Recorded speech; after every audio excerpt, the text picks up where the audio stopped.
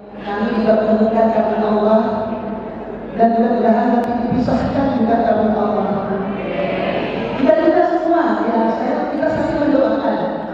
Ya, Bapak memberikan saya semangat. Ya, meskipun tidak terucapkan, cukup dengan lagu itu menjadi motivasi saya. Dan saya harap ini juga menjadi oleh-oleh kita di hari ini, ya, juga menjadi semangat semua para istri, para ibu dari suami kita masing-masing.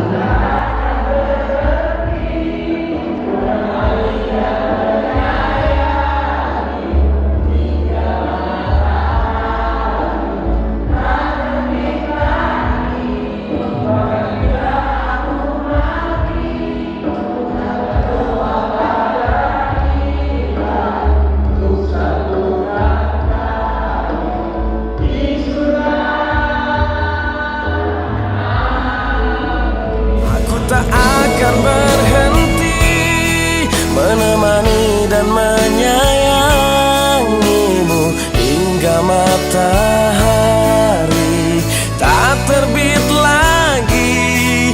Bahkan bila aku mati, ku kan berdoa pada Ilahi untuk satukan